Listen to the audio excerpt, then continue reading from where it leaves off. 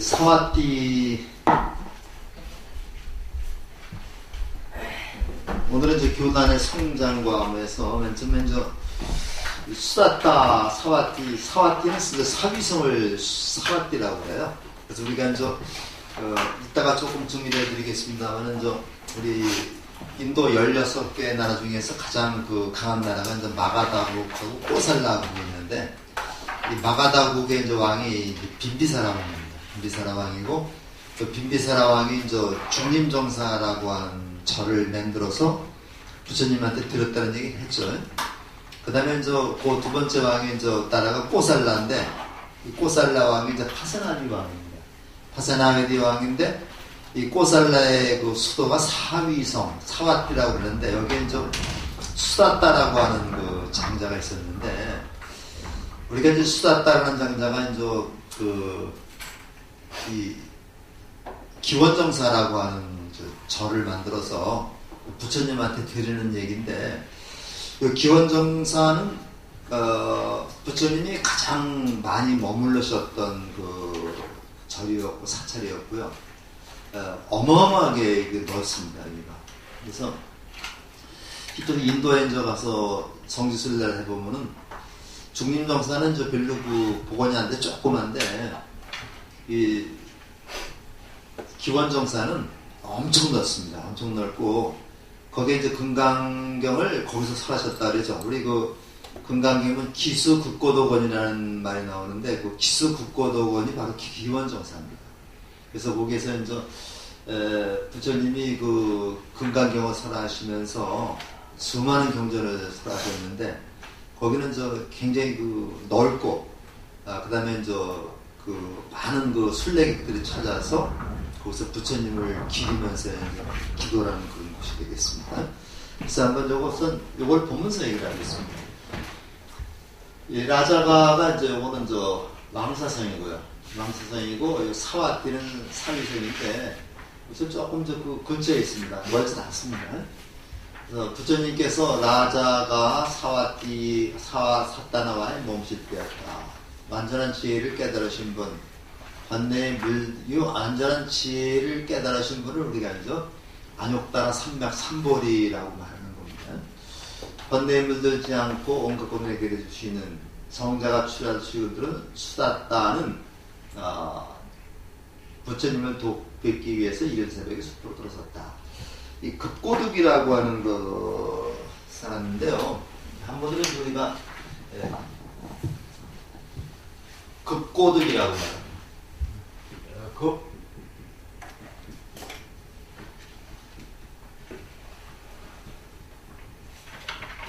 급고독이다.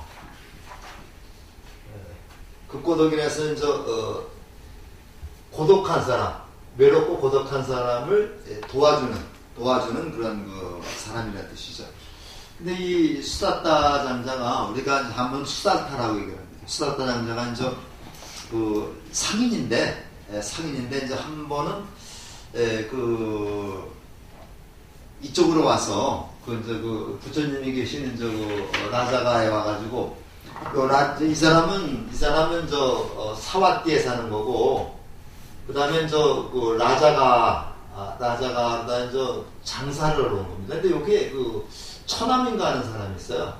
처남이라고 제가 기억을 하는데, 처남이 여기서 사는데 이쪽으로 장사를 하러 오면은 처남댁에서 하룻밤을 묵고 가고 그랬었습니다. 근데 다른 때 같으면 사와띠가 가면은 급고득장자 수다따 장자가 가면은 굉장히 반가워했었는데, 이날은 쳐다보지도 않는 거예요, 처남이. 그러면서 손님 맞을 준비를 좀 많이 하고 있는데, 수다따가 은근히 기분이 상해가지고 누가 오길래 이렇게 분주하냐 했더니, 부처님을 내일 공양을 올릴 것이다. 그래서 부처님이라는 소리를 듣고 깜짝 놀래가지고 그날 아침, 다음날 아침 참지 못하고 그날로 국고득장자가 부처님을 만나러 가는 겁니다. 가다가 부처님을 만났어요. 만나가지고 부처님 새벽에 들어섰다. 사와따나 숲은 야차들이 출몰하는 곳이다. 야차는 우리가 도깨비 같은 그런 것들을 보면 되겠습니다. 마른 뼈다귀와 시체가 사방에 넓어진 깜깜한 숲길을 걸으며 수다따는 겁에 질렸다. 그러나 부처님을 직접 뵙겠다는 일념으로 한 걸음 한 걸음 내디려면서 이게 신심이죠, 이게. 여명이 밝아오고 맑은 새소리가 울리기 시작하던 때 전월에서 부처님이 다가오셨다. 만나는 겁니다. 부처님은 수다따가 당신을 찾아올 것을 이제 알고서 미리 마중을 나온 겁니다. 어서 오십시오, 수다따. 당신을 기다렸습니다. 부처님께서는 수다따의 정성을 칭찬하며 두려움을 떨친 그에게 진리의 보물을 안겨주셨다. 유형과 재난이 도사리는 세상에서 어느 길이 행복으로 가는 길을 알려주고 그 길 끝에 기다리고 있는 좋은 길을 알려주었다. 이제 그 수다따를 여기서 이제 부처님 법으로다가 이제 인도하는 거죠. 엄나는 국경을 넘는 수많은 장사길에서 수다따는 이보다 더 큰 이익을 얻은 적은 없었다. 마음 가득 기쁨이 차올랐다. 부처님과 법과 승가, 요게 삼보죠. 부처님과 법과 승가에 귀의한 수다따는 사와띠의 정설을 지어 은혜에 보답하고 싶었다. 네 번의 간청 끝에 부처님께서 승낙하셨다. 그래갖고 이제 짓는데, 이 절이 그 유명한 그 기원정사가 돼요.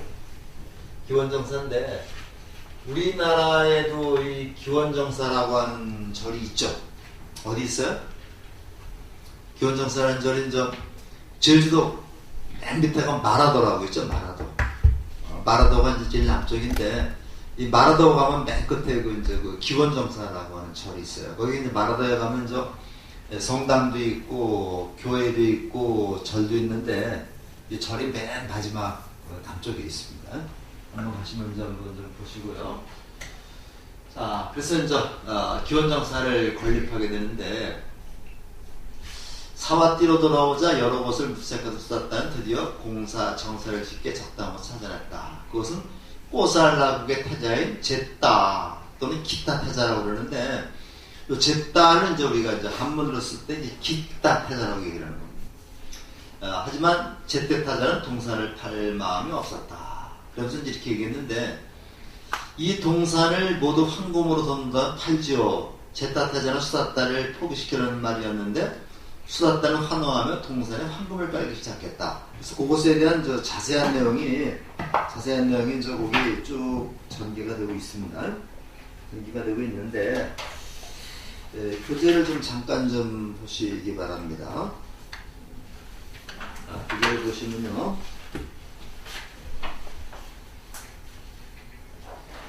어, 205쪽을 좀 보세요. 205쪽을 보시면은 사와띠로 기원정사의 건립이라고 있죠. 사와띠로 돌아온 수다따는 곧바로 적당한 장소로 찾아 나섰다. 사와띠 섬에서 가깝지도 멀지도 않고 가고 오는데 불편이 없어야 하며 더욱 조용한 곳이어야 했다. 사리푸따와 함께 여기저기 물색하던 수다따가 드디어 적당한 곳 찾았다. 그것은 꼬살라국의 태자인 제따 소유의 종산이었다. 수다따는 제따 태자를 타자고 부탁했다. 이렇게 해서 이제 흥정이 되는 건데요. 다시 한번 148쪽을 한번 펴보세요. 148쪽을 펴보면 거기 맨 위에 이제 중림정사를 지을 때 부처님과 비구들께서 어디에 머무시면 좋을까? 존귀하신 분들이 일반인과 섞여 지내는 것은 좋지 않다. 낮에도 사람들과 섞이지 않고 밤에도 시끄러운 소리가 수행을 방해하지 않는 곳이라 합당하다. 그렇다고 너무 먼 것도 좋지 않다. 부처님을 뵈려는 이들, 법을 들으는 이들이 쉽게 갈 수 있는 곳이 필요하다. 오가는 길이 좋은 그런 장소가 없을까.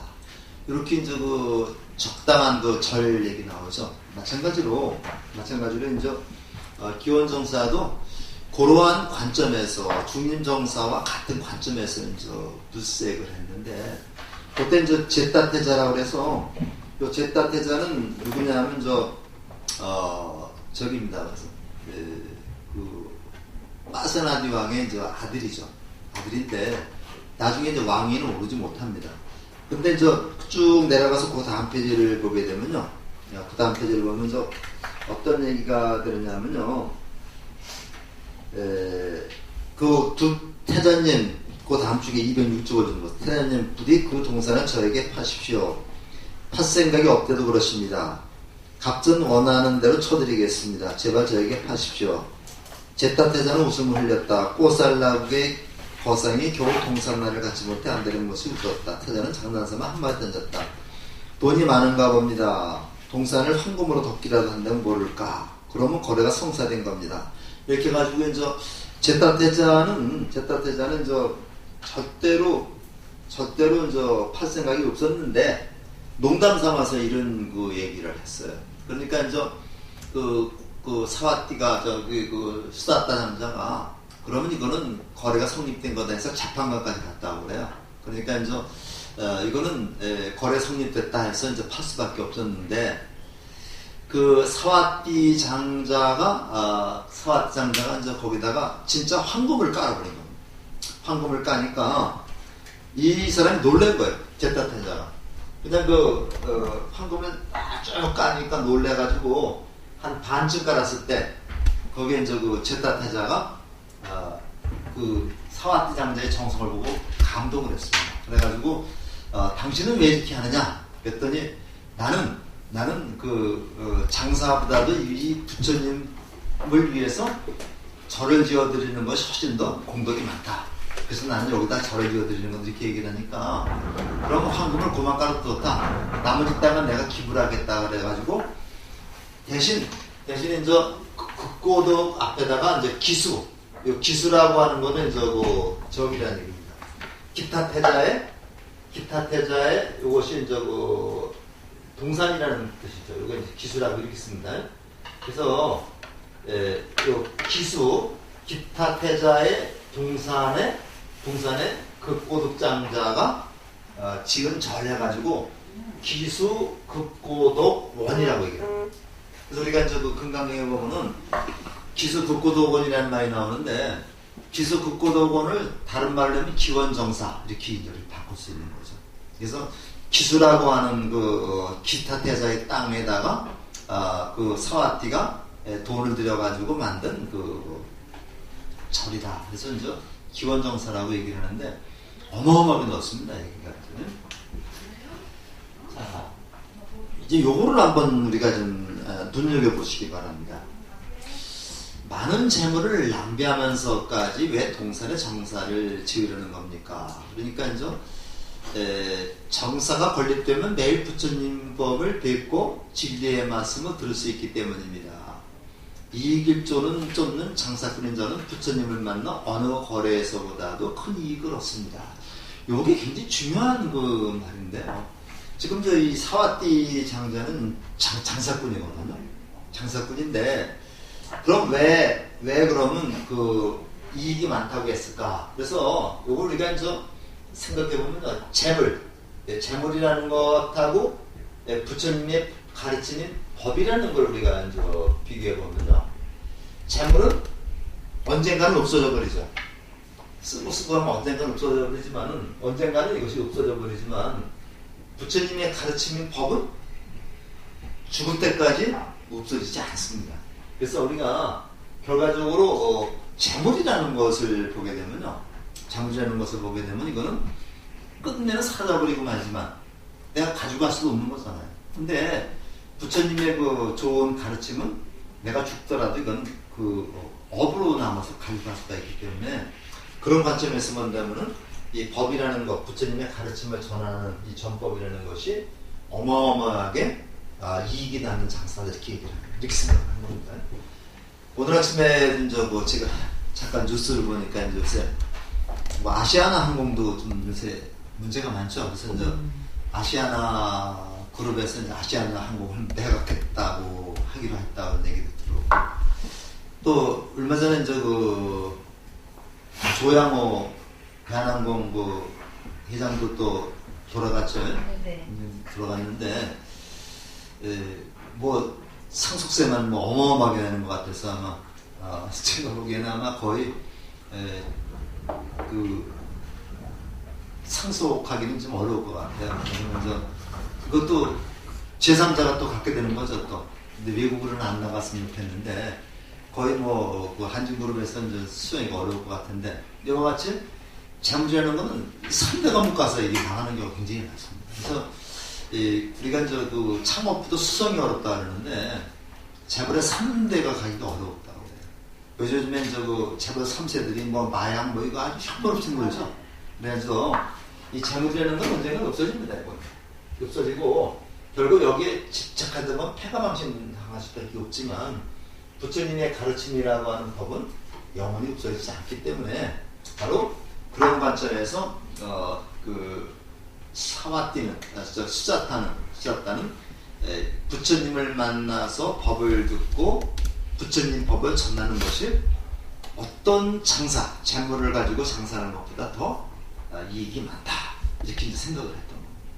그래서 우리가 이제 그 보시리학 쪽에도 이렇게 재물로 보시하는 걸 자시라고 해요. 그걸 우리가 자시라고 하고 이렇게 이제 부처님의 가르침을 통해서 알려주는 걸 우리가 법시라고 말합니다. 법시라고 말하고 그 다음에 이제 또 하나가 있는데 이제 무예시라고 해가지고 두려움을 얻게 해주는 요 세 가지 그 보시가 있거든요.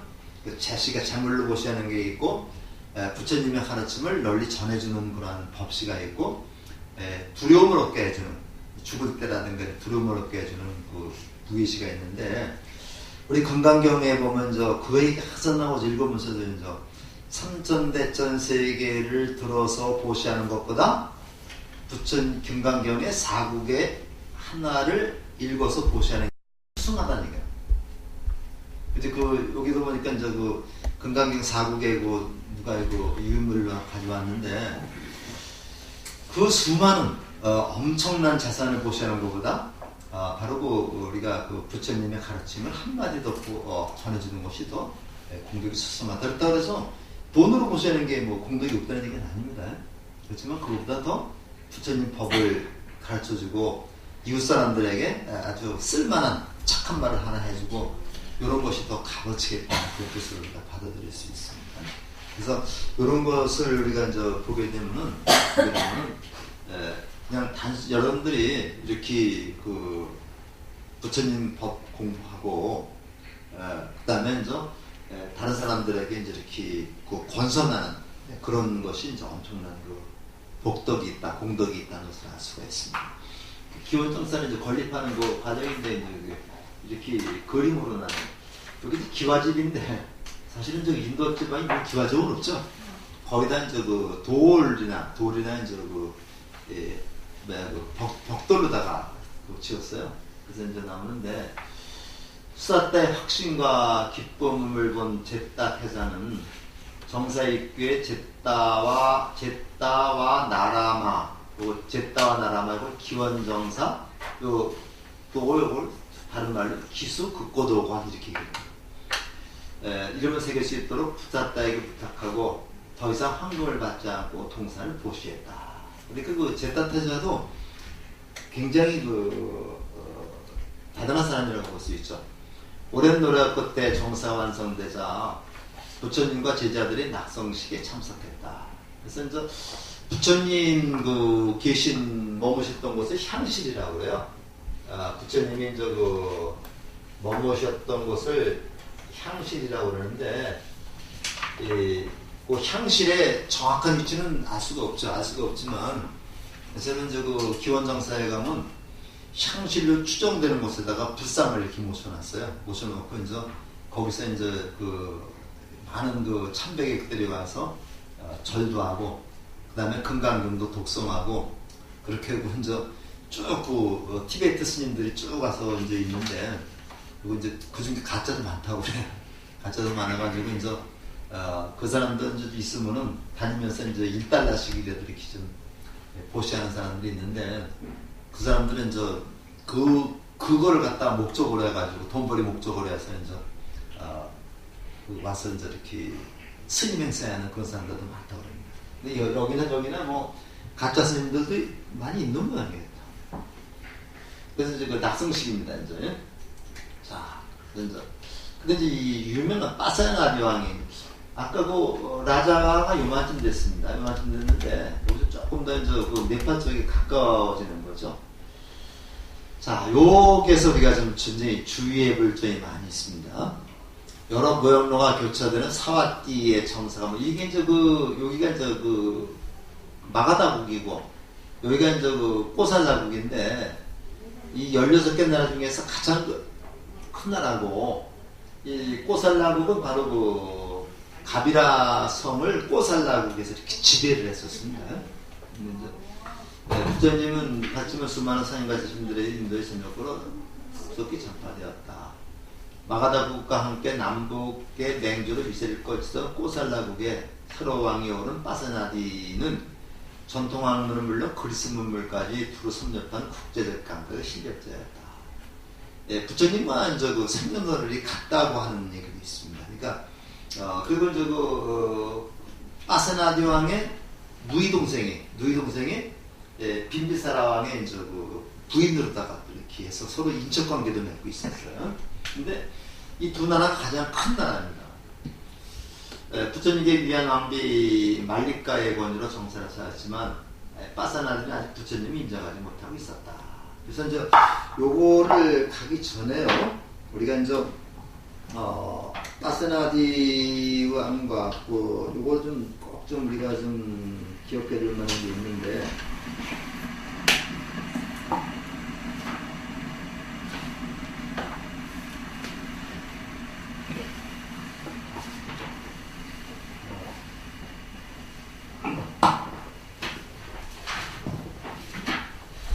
이거 좀 적었다가 한분 속에 좀 적어두시기 바랍니다.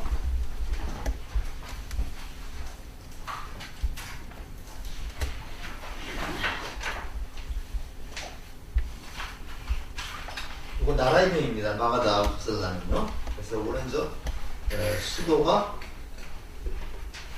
라자가 이제 왕사성이라고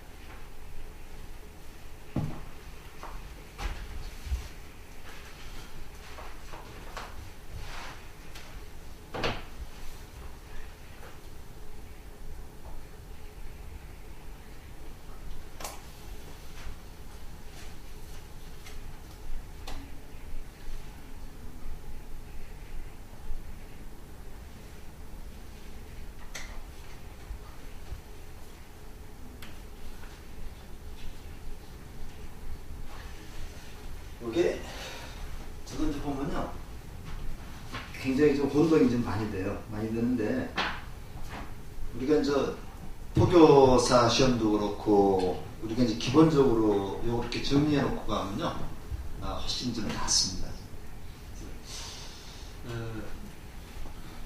이제 마가다국하고 이제 코살라국 또는 꼬살라국이라고도 얘기를 하는데 그 수도가 이제 라자가 요새 이제 옛날 그 말은 왕사성이라고 해요. 왕사성.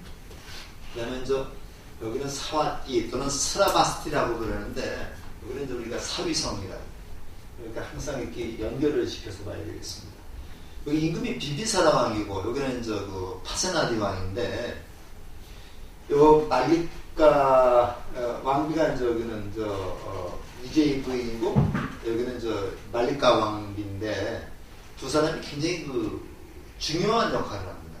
그래서 이 위제이 빈비사라 왕이 이제 위제이라고 하는 왕비는 근데 두 사람이 다 같이 아들이 이제 아사타 사투 아사세 왕이고 비드다바 왕인데 두 사람이 다 같이 아사타 사투 아들한테 폐위를 당합니다. 이 사람도 아들한테 폐위를 당하고 이 사람도 이 아들한테 왕위를 뺏겨요. 인도에서 이게 많았던 모양입니다. 근데 이제 아자타 사투가 빈비사라 왕 아버지를 유폐시킵니다. 이제 감옥에다 유폐시켜서 이제 바깥을 보지 못하게 하고 자기가 왕권을 장악하죠. 이때 이제 아자타 사투를 꼬여가지고 아버지를 유폐시키게 만든 장본이 대바다타입니다. 대바다타라고 이제 부처님을 배반한 왕자가 제자가 있었죠. 이렇게 됐는데 이제 위제이 부인이 남편을 살리기 위해서 목욕을 깨끗이 한 다음에 들어봤죠. 목욕을 깨끗이 한 다음에 이제 옷에 몸에다가 꿀을 발라요. 꿀을 발라가지고 이제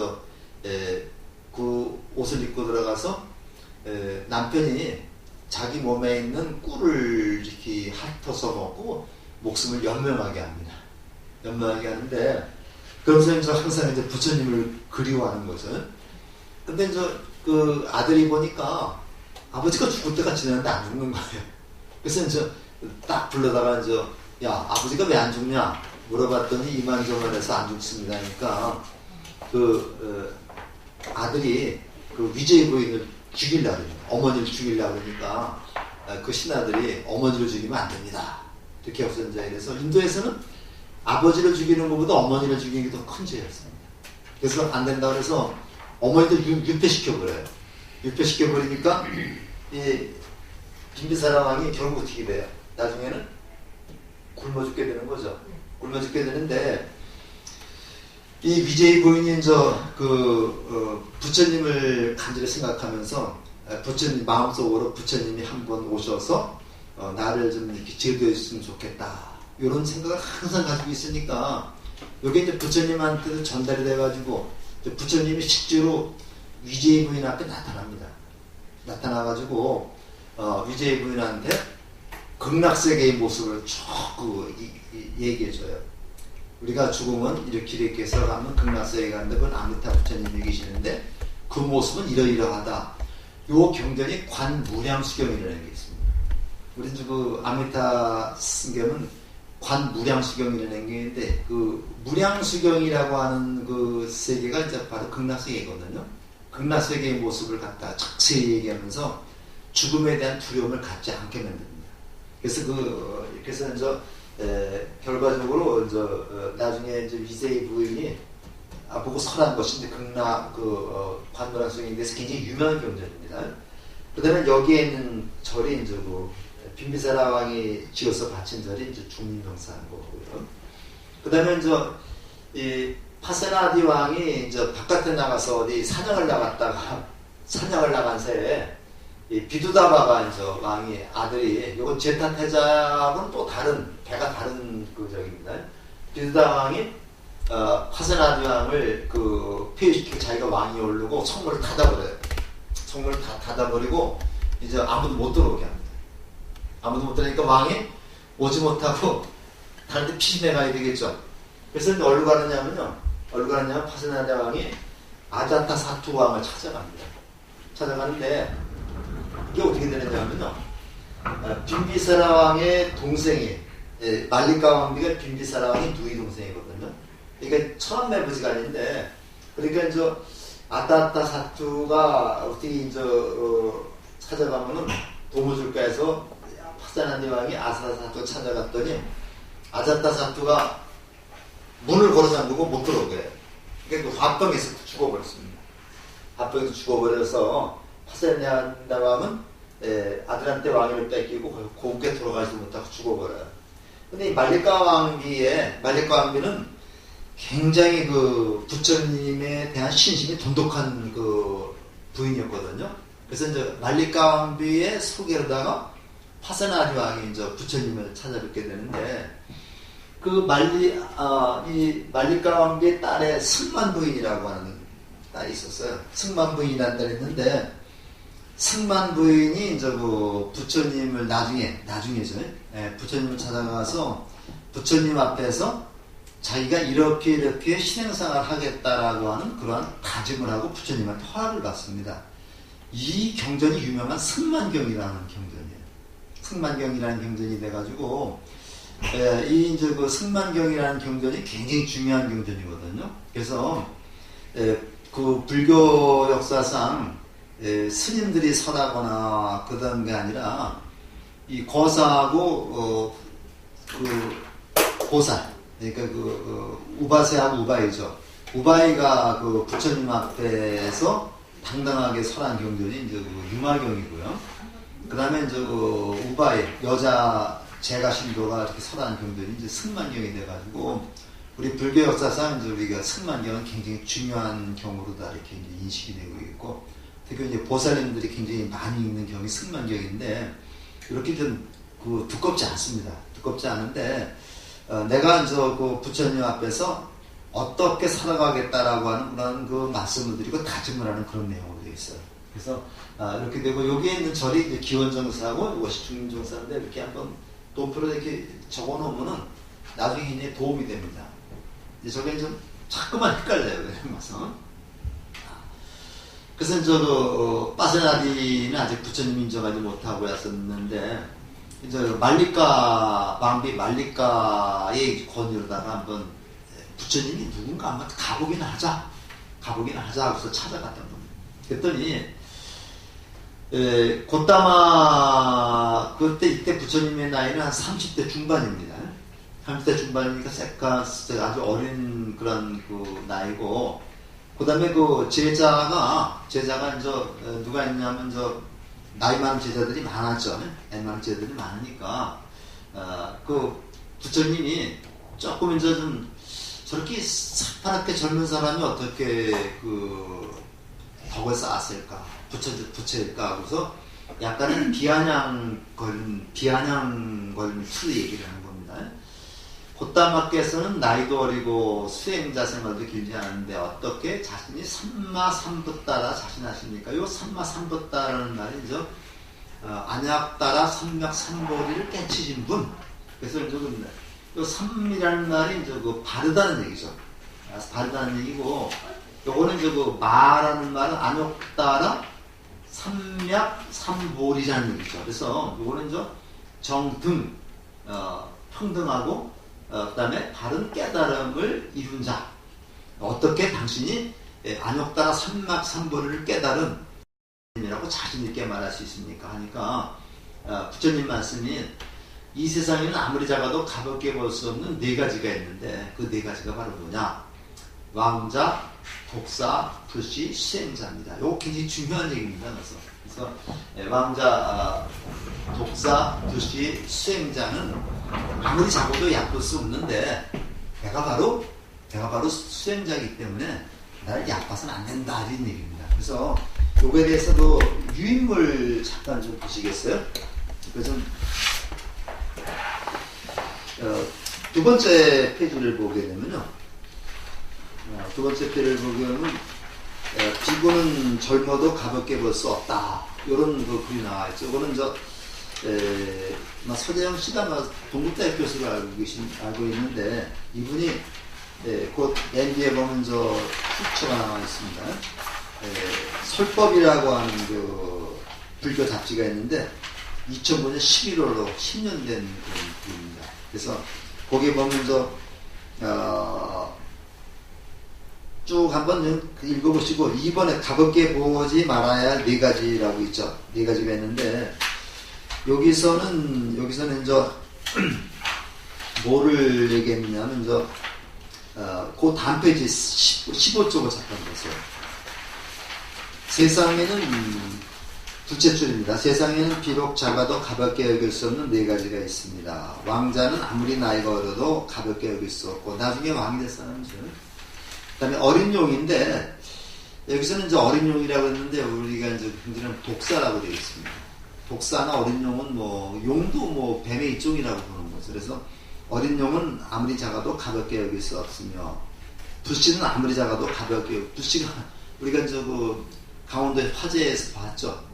조그만 불씨 하나가 그냥 엄청난 그 인명피해, 자산피해를 가져올 수 있습니다. 또 비구 또한 아무리 나이가 젊어도 가볍게 여길 수 없다. 그래서 바로 이제 이런 얘기입니다. 그래서 왕자, 나중에 왕이 될 사람입니다. 독사, 불씨, 수행자입니다. 해서 거기 이제 그 이유가 쭉 나와요.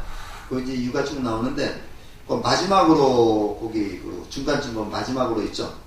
마지막으로 출가한 비구는 비록 나이가 어리다 하더라도 가볍게 입어서는 안 된다. 왜냐하면 비구는 청정한 계행의 불씨를 안고 있기 때문입니다. 만약 비구를 비방하면 타오르는 불꽃에 의해 스스로 재앙받을 뿐만 아니라 후손에게까지 그 재앙이 미치게 된다. 따라서 슬기로운 사람이라면 이상의 네 가지 대상에 대해서 작가노릇하고 합게 여기지 말아야 됩니다. 이런 내용인데 우리 요즘에 이것도 잘 좀 요즘과 현실과 좀 생각을 해봐야 될 겁니다.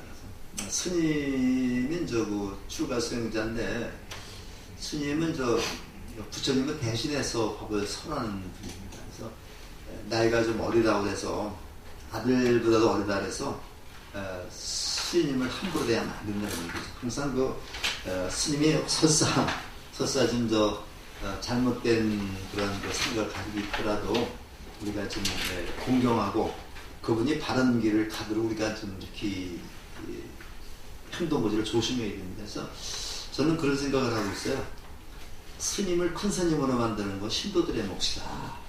신도들이 어떻게 스님을 대하느냐에 따라서 우리가 스님은 큰 스님도 될 수 있고 작은 스님도 될 수 있습니다. 그러니까 우리가 항상 스님한테는 공경하는 마음을 가지고 보통 우리가 스님을 칭견할 때는 계속 삼배를 해야 되잖아요.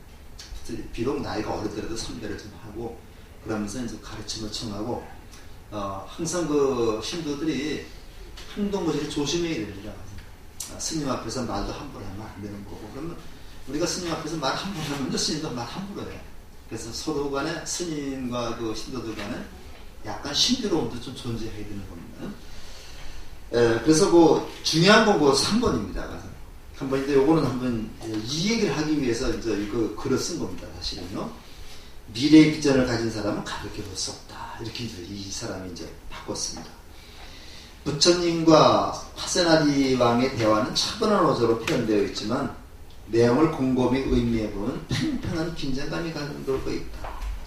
왕은 부처님에게 나이 많은 지도자도 아니고 젊은 비 어떻게 무상정등각을 얻었다고 할 수 있는가 라며 공격적으로 질문했다. 이에 맞서 부처님께서도 황제를 향해 만약 젊은 비구를 가볍게 보면 자신은 물론 후손의 재앙까지 면치 못하려 말씀하고 계신다.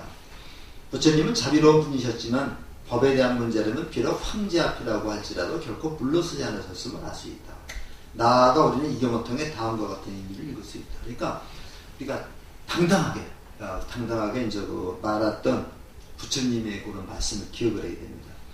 첫째, 부처님은 신념에 찬 목소리로 자신이 안욕따라 삼맥삼보리를 성취했다고 당당히 말씀하신 것이다. 부처님이 이제 지금 이 파세나리 왕은 약간 비아냥거리는 겁니다. 야, 너 나이도 어린데 네가 무슨 붓다야 이렇게 하니까 그렇지 않다. 아주 당당하게 말씀하신 거죠. 그 다음에 넘겨서 보시면요.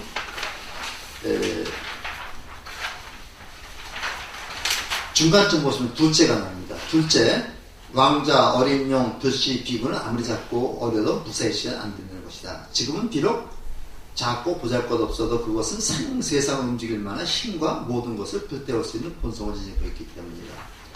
왕자, 어린 용, 비구의 속성은 불씨와 같다. 비구를 무시할 수 없는 이유는 게으르의 불씨를 품고 있기 때문이다. 불씨는 아무리 작아도 세상을 다 태울 수 있는 힘을 가지고 있다. 마찬가지로 비구도 비록 젊어도 모든 사람들의 번뇌를 태울 위대한 불씨를 소유한 사람이다. 셋째, 그게 가장 중요한 겁니다. 미래에 대한 비전을 가진 사람은 가볍게 봐서는 안 된다는 것이다. 왕자, 어린 용, 불꽃 등은 현재 상황을 발전시킬 수 있는 확고한 미래가 예견된 존재들이다. 따라서 이 말씀에 담긴 현대적 의미는 미래에 대한 비전을 가진 사람을 무시해서 안 된다는 것이다. 지금은 비록 초라하고 보잘것없어도 미래를 열어갈 수 있는 비전을 가진 사람이라면 결코 가오밖에 보아서는 안 된다는 것이다. 그래서 우리가 이제 이런 얘기를 통해서 부처님이 지금은 내가 이렇게 어리지만 나는 깨달은 사람이고 우리 정신세계를 지배할 수 있는 그러한 그 사람이다. 나를 얕보지 말라 이런 뜻이 포함되어 있습니다. 사실은요 우리 불자들이 이제 어디 그 공개석상에 가서 이렇게 얘기를 할 때 그냥 뒤로 숨을 게 아니라 가서 이제 얘기해 보면요 불교 신도 손 들으면 손 하나도 안 들어요. 근데 이제 기독교, 개신교나 이 천주교 다니는 사람들은 당당하게 손을 듭니다. 그래서 우리가 이제 불자들도 이제는 좀 당당해질 필요가 있다. 우리는 예수님이나 이제 그 가르침보다도 훨씬 더 우리 입장에서 얘기하는 거지만 수승한 그렇지만 가르침을 배우고 실천하고 있잖아요. 그러니까 우리가 불자라는 자부심을 가지고 이렇게 좀 해야 됩니다. 그래서 이제 저도 무슨 이제 이사를 가가지고 이제 아파트 정문에 보니까 그 아파트 문에 보니까 그 사람이 교회 다녔던 명에 그 한동 감리교회인가 아주 스티커를 단단하게 붙여놨더라고요. 그래서 한참 세고 띄워버리고 거기다가 이제 우리 여기 보니까 이제 우리 심전의 경비 스티커가 하나 있어가지고 일단 그걸 붙여놨습니다. 붙여놨는데 집집마다 이제 그런 걸 붙여놓는 게 필요하죠.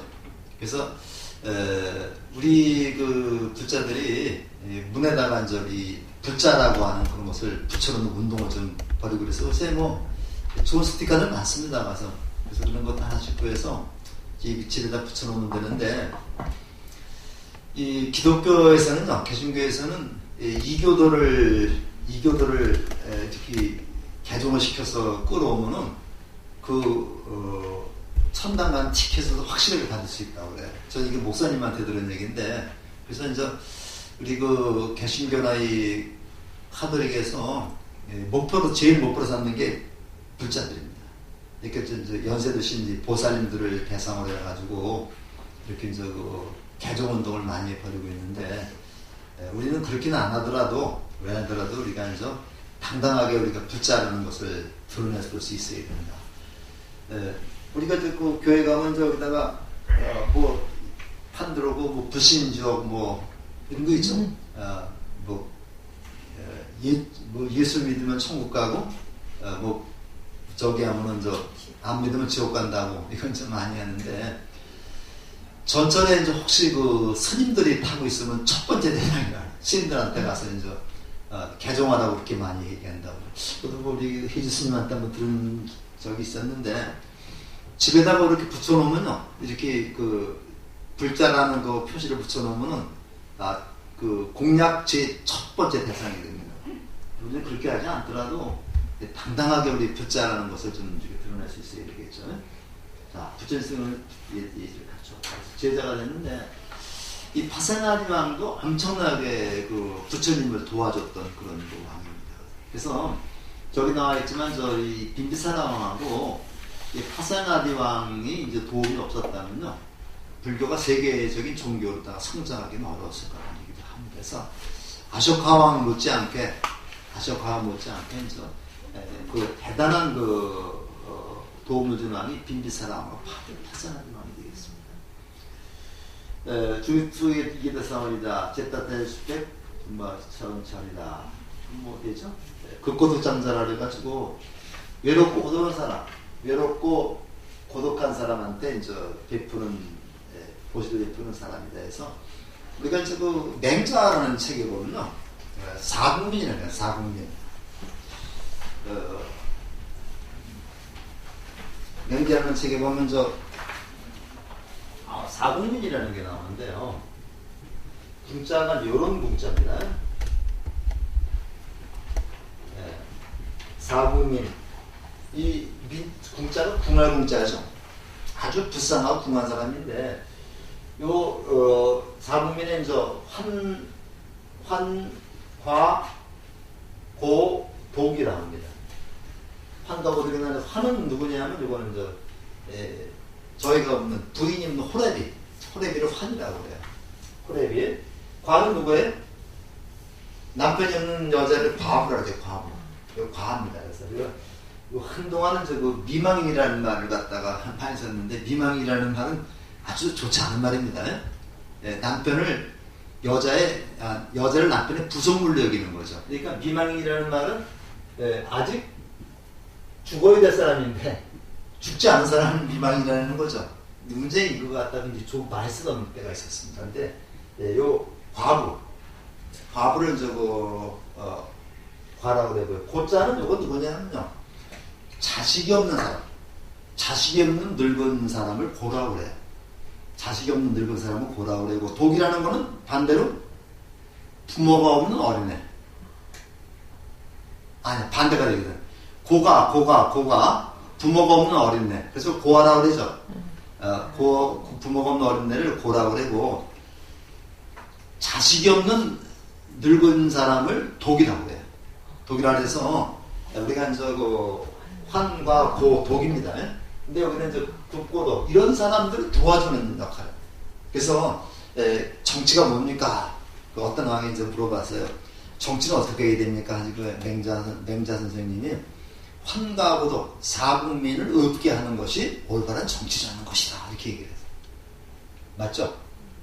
불쌍한 사람을 웃게 해주는 게 올바른 정치하는 거죠. 근데 있는 사람은 점점 더 돈이 많고, 없는 사람은 점점 더 가난하게 사는, 이건 정치를 잘못하는 거죠. 그래서 그걸 부익부 빈익빈이라고 그래요. 그건 올바른 정치가 아닌데, 맹자의 정치 철학은 바로 이런 사람, 환과 고독을 없게 해주는 이러한 사람들의 눈물을 닦아주는 것이 바로 정치다.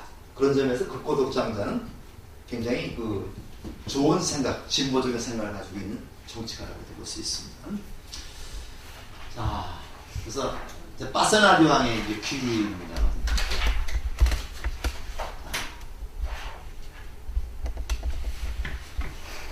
이건 했는데 또 나왔네요.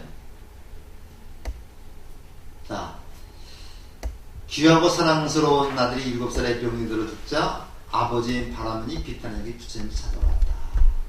이렇게 사랑도 은혜가 곧 거짓과 있을 때문이니까 바라문은 부처님의 말씀을 이해하지 못했다. 아들이 죽었는데 곧이어 부처님은 사람을 혼란스럽게 하는 사람의 소문까지 큰절 퍼졌다.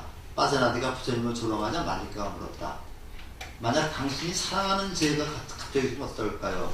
석번을 죽여버릴 것이요. 이것이 바로 부처님 말씀하신 것입니다. 그래서 바로 요런 것이 계기가 돼가지고, 이제 부처님이, 빠세나디 왕이 부처님의 제자가 됐다는 얘기인데, 우리가 가장 안타까운 거는요, 보통 교회에 가면 가족이 다 같이 갑니다. 가족이 다 같이 가서 부부에서 이렇게 일요일날 왜 교회 가는 날로 해서 아주 제일 좋은 옷을, 사실 절이나 절에 교회 가면 제일 좋은 옷을 입고 가야 되거든요. 그런데 절에서는 절을 해야 되기 때문에 이 법복을 입고 가는데, 법복하고 평생복하고 다른 겁니다. 그러니까 사실은 옷을 좀 싸가지고 와서 절에서 법회 볼 때는 법복을 입고, 그 다음에 집에 갈 때는 평상복을 갈아입고 가는 게 원칙입니다. 원칙인데, 우리 절에 여건이 이렇게 되지 않고 그래가지고 그걸 못하고 있는데, 지대방이라는 데가 있죠, 지대방. 그래서 지대방 사실 그런 거 하는데, 그래서 잠깐 좀 쉬고, 그 다음에 이 옷도 갈아입고, 그 다음에 물품도 좋은 거다 두고 이런 데가 이제 지대방입니다, 사실은. 이제 우리 절에서는 스님이 신도들을 챙겨내는 공간으로 다 사용하고 있는데, 그냥 그렇게 허접쓰레기 같은 것도 옷도 갈아입고 그냥 앉아서 그냥 수다도 떨고 그런 데가 사실은 지대방입니다. 근데 이제 이게 규모가 큰 절에 가면 거기 다 있어요. 그러니까 귀중품 같은 것도 돈 같은 거는 빼놓고 거기다 놓고 가고 그래 되는데, 우리 그게 아니고 법복을 입고 와서 그거 가지고 전수하고, 그 다음에 들에 나가서 일도 하고, 그 다음에 상가집이나 결혼식집도 그거 그대로 가고, 이렇게 하는데 사실은 그런 걸 조금 구분해서 좀 할 필요가 있어요. 할 필요가 있는데, 평상복하고 법복하고는 조금 달라야 되겠습니다.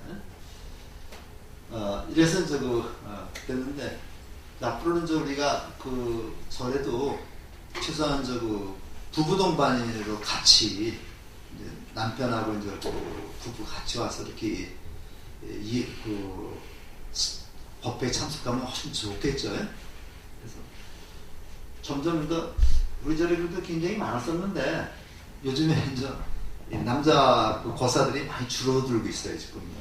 그래가지고 좋지 않은 현상인데 다시 이제 집 나간 그 거사들을 다시 좀 모셔와야 되는데요. 일 다 했다. 그리고 말씀했다. 자비로운 말씀으로 백성들을 위하여 좀 보살펴야 됩니다. 그들을 핍박하거나 해서는 안 됩니다. 그릇된 견을 멀리하고 올바른 길을 걸으십시오. 교만하지 말고 남을 약하지 마십시오. 이렇게 해서 쭉 얘기를 했는데 교재를 잠깐만 좀 보세요. 교재가 이제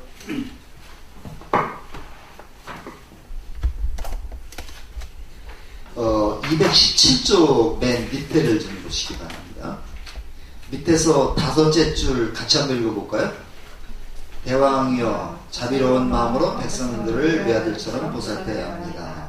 그들을 핍박하거나 해쳐서는 안 됩니다. 그릇된 견을 멀리하고 올바른 길을 걸으십시오. 교만하지 말고 남을 얕보지 마십시오. 간신들의 소리에 귀를 기울이지 말며 왕이라 해도 법을 어기지 마십시오. 다음 페이지입니다. 대왕이여 법답지 못한 것은 죠. 단 열매를 따르면 반드시 좋은 나무를 심어야 합니다. 심지 않으면 열매를 딸 수 없습니다. 선행을 닦지 않으면 훗날 즐거움을 기대할 수 없으니 스스로 반성하고 악행을 사랑하십시오. 자기가 지은 것은 반드시 자기가 거둬야 합니다. 과거는 세상 어딜 가도 피할 수 없다는 것을 명심하십시오. 요 부분이 이제 그 부처님의 정치 이념입니다. 바로 이건 이제 요약해서 여기다가 써놨는데, 아까 맹자는 이제 이 환과 고독을 없애는 것이 이제 그 왕들의 할 일이다 했는데, 바로 요겁니다. 그래서 바로 요것이 바로 부처님의 정치 이념이다. 정치는 이렇게 해야 되는 거다. 뭐라 그랬어요? 법 닦지 못하고 상복 받고 권력만 믿고 세월을 해비하지 말고 간신들의 귀술에 귀 기울이지 말고 법을 어기지 말라. 항상 교만하지 말고 약보지 말라. 요렇게만 정치를 한다면은 그 왕은 바로 성군이 되는 거죠. 태평성대가 되는 거죠. 근데 요런 정치를 반대로 가만히 가고 있어요. 그래서 우리가 이제 항상 이제 우리 부처님께서 이제 요런 어떤 정치를 해야 되는가 하는 것도 이렇게 이제 얘기를 하고 있습니다. 빠스나지왕 설레나무 숲에 정근정사를 부처님께 마치고 왕비 말레가와 교분의 든든한 후원자가 되었다. 그래서 우리가 이렇게 이제 보면서 부처님의 이제 그 정치 이념도 한번 우리가 좀 공부를 했고요.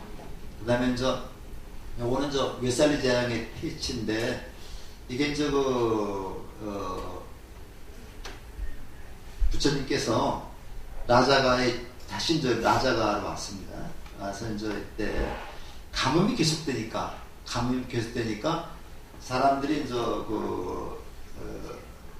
농사가 안 되니까 어떻게 됩니까? 가서 결국은 물 때문에 싸울 수도 있죠.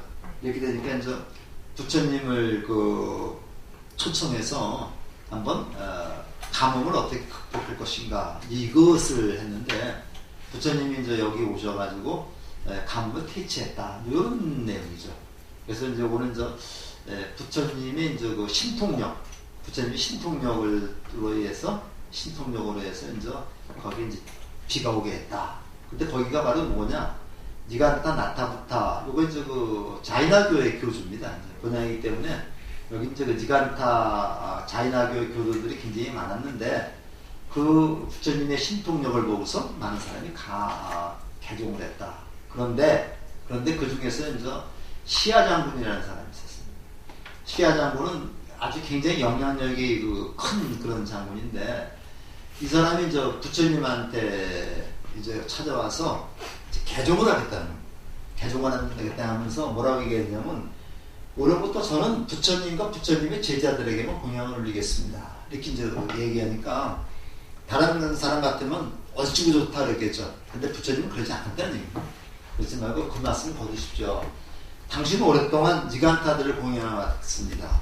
그러니까 나한테 공양하는 것도 괜찮지만 그 사람들한테 똑같이 공양해달라. 이렇게 이제 그 부탁을 했다는 얘기입니다. 그래서 이건 이제 리살리 제안을 퇴치하면서 시아 장군의 예를 들어서 이제 부처님한테만 공양하겠다 그러니까 그러지 말아라. 당신은 원래 자인학교도니까 거기도 같이 공양하라고 얘기했다는 데서 부처님의 넓은 아량을 볼 수 있다는 얘기죠. 그러니까 바꿔 얘기하면 요즘같이 우리 절에만 하라 또는 우리 교회만 하라 이렇게 하는 게 아니라 내가 이제 설사 기독교에서 이제 이렇게 개종을 했다 하더라도 그쪽을 소홀히해서 안 된다는 얘기죠. 이렇게 해서 우리가 사람 사는 방법을 이렇게 얘기를 해주고 있고요.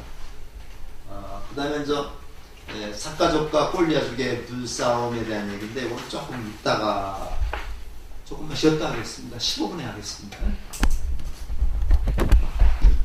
마야 부인하고 이제 야소다라가 이 꼴리아족 출신이에요.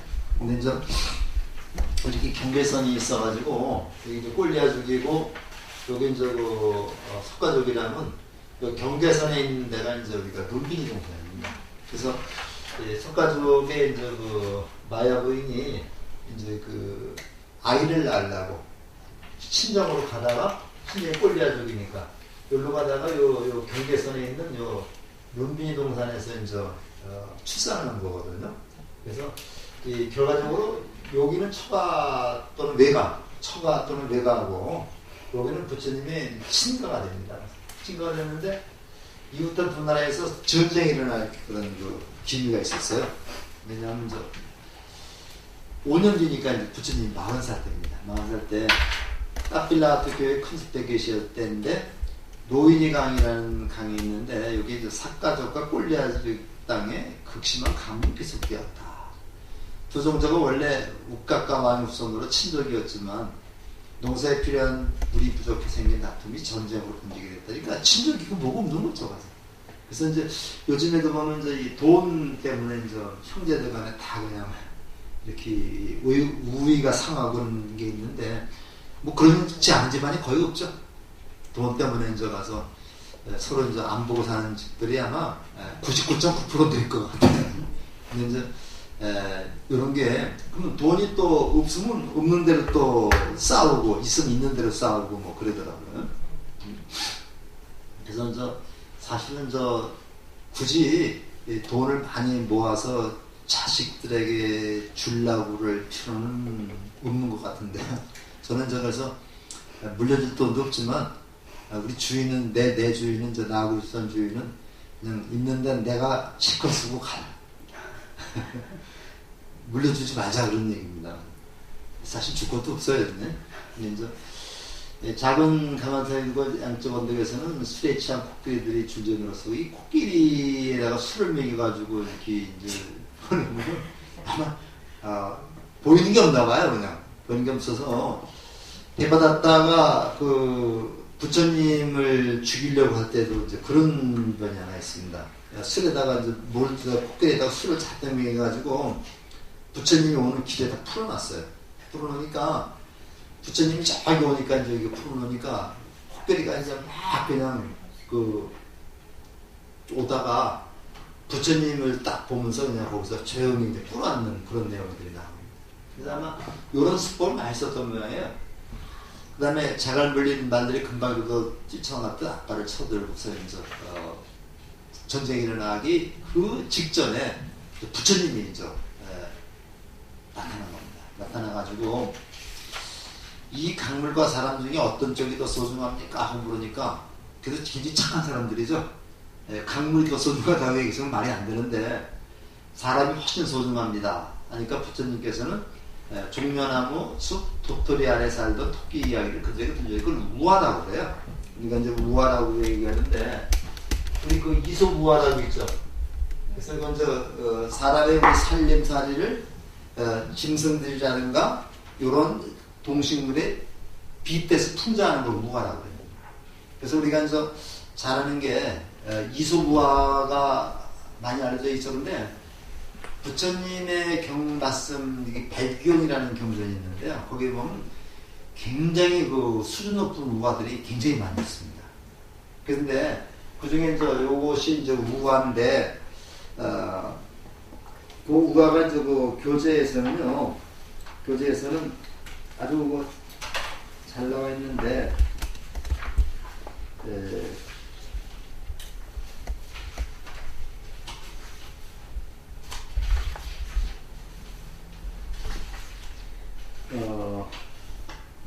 228쪽에 저 밑에서 다섯째 줄, 여러분에게 재미난 이야기를 하나 들려드리죠. 어느 종려나무 숲에 한 그룹 도토리나무가 있었습니다. 그 아래 살던 토끼 한 마리가 문득 이렇게 생각을 하게 됐습니다. 저 하늘이 무너지면 어쩌지. 바로 그때 도토리 하나가 종려나무 잎에서 털썩 소리를 내며 떨어졌답니다. 토끼는 뭐라고 그랬어요? 하늘이 무너진 것을 알았죠. 그래서 도망을 가니까 뭐 다들 다른 그 동물들이 이제 또 도망을 갔다 뭐 그런 얘기죠. 그래서 이것이 이제 부처님 우화를 들어준 겁니다. 부처님이 토끼 때 하늘이 무너져 걱정을 하던 토끼는 도토리 밑에 떨어진 소리를 듣고 도망쳤고, 숲속의 모든 동물들이 덩달아 토끼를 따라다니는데 사자 한 마리가 그들의 앞을 막으며 도토리를 보여주며 물었다. 내가 보았다는 것이 이것인가? 이렇게 그 얘기를 했습니다. 그래서 요게 이제 우화가 어디까지 나오느냐면요, 230쪽까지 나오죠. 그래서 이제 사자가 나타나가지고 내가 보았다는 것이 이것인가? 하늘인가? 삭가족과 꼴리아족 군사에 깎아내며 썼다. 부처님은 미소를 보이며 말씀하셨다. 그래가지고 이제 그런 우화를 통해서 이제 부처님이 그 사람들을 제도하는 그런 내용입니다. 그래서 뭐라고 말씀하시냐면 이 말씀을 하신 겁니다. 친족들은 서로 화목해야 합니다. 친족이 화목하면 어떤 적들의 침략도 막아낼 수 있습니다. 저 히말라야의 숲을 보십시오. 거센 태풍이 불어도 저 숲은 온전합니다. 수많은 나무와 잡초, 동굴과 바위가 서로 뒤엉켜 의지한 저 숲은 무엇 하나 다치지 않습니다. 하지만 넓은 들판에 홀로선 나무를 보십시오. 굵은 가지와 무성한 잎을 자랑하지만 태풍이 휩쓸고 가면 뿌리째 뽑힙니다. 감정이 없는 풀과 나무도 함께 어울려야 위험에서 벗어났다는 건 아는데 하물며 사람이겠습니까? 그래서 이제 두 사람을 화해시키는 그런 내용인데요. 아까 제가 잠깐 말씀드렸지만은 삭가족하고 꼴리아족은 서로 친족 관계라고 얘기를 했죠. 그래서 부처님 앞에서는 이거는 친족이고 이거는 외족 또는 처가족이 되기 때문에 두 족속이 서로 화합을 강조합니다. 화합을 강조하는 거죠.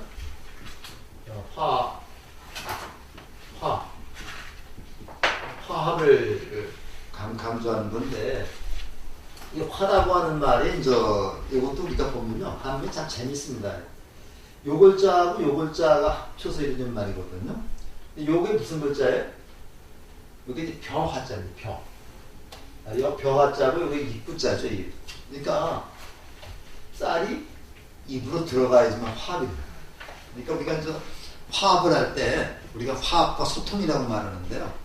화합을 할 때 가장 중요한 거는 먹고 사는 일입니다. 먹고 사는 내가 좀 먹는 거 넉넉히 먹고 덩어리가 땄어야지 남도 생각할 수 있게 되는 거죠. 내가 당장 먹을 게 없고 내가 죽게 생겼는데 남을 도와주려면 안 되는 거잖아요. 그래서 우리가 이제 정치하는 사람들은 우선 마음대로 먹고 그 다음에 등 따숩게 잘 수 있는 의식주 문제를 해결해 줘야 됩니다. 의식주 문제가 해결되지 않으면 사람이 싸울 수밖에 없어요. 그래서 우리가 이제 이게 부족하기 때문에 싸우는 거거든요. 그래서 이제 이게 이제 먹을 거, 입을 거, 이게 부족하게 싸우는 거기 때문에 정치인들은 이제 이 문제가 경제 문제죠. 경제 문제가 이제 해결되지 않으면 이제 정치가 되지 않습니다. 그래서 이런 것을 우리가 생각을 해가면서 그 부처님이 이제 이거를 얘기를 하면서 그 다음에 이제 평화와 정의를 사랑하는 부정만이 번영을 이루지 마십시오. 이게 핵심입니다. 평화와 정의를 사랑하는 부정만이 번영할 수 있기 때문에 여러분들 싸우지 마십시오. 이렇게 얘기해요. 이렇게 해서 이 토끼가 이렇게 쭉 도망가는데 누가 나타났어요? 사자가 나타났죠. 사자가 나타나서 사자가 큰 소리로 토끼를 갖다가 야단을 쳤죠. 요걸 사자후라고 그래요. 요 후가 이제 크게 외치는 거 후라고 그럽니다. 그래서 부처님의 말씀을 사자후라 그러죠. 부처님의 말씀을 이제 우리가 사자후라 그럽니다. 토끼를 제압하듯이 부처님은 온갖 동물들을 다 제압할 수 있다. 우리가 이제 산에 가서 사자가 이제 아주 가장 산의 왕이죠. 짐승의 왕인데, 그 조그만 뭐 토끼라든가 이런 것이 막 떠들 때 사자가 한번 소리를 꽉 지르면은 그 사람들은 벌벌 떱니다. 그래서 우리가 사자후라고 그래요. 자, 그래서 이제 부처님의 말씀은 사자후라 하는데 이런 데서 나온 겁니다, 이게. 자, 그 다음에 그 비구니 승가가 또 나옵니다. 수도다나왕은 이제 부처님의 그 아버지인데요. 이분이 이제 돌아갔어요. 임종에 가까운 수도다나왕을 위해서 부처님과 아난다 라울라가 왕국에 도착했다.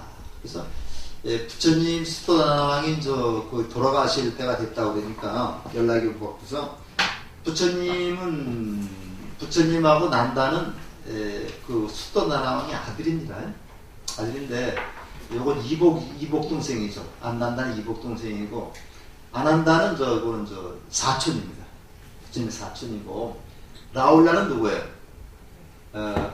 부처님의 아들이죠. 그래서 이제 우리가 가장 가까운 수도다나왕과 가장 가까운 그 부처님과 제자들이 왕국에 도착했다. 그러니까 왕이 두렵습니다. 나를 고통에서 벗어나게 해주십시오. 사실은요, 이 죽음이라고 하는 게 있는데, 만약에 죽음이라고 있는데, 죽음을 편안하게 맞이할 수 있다면 그 사람은 도 같은 사람인데, 내가 죽으면은 죽어서 어디로 갈 건가?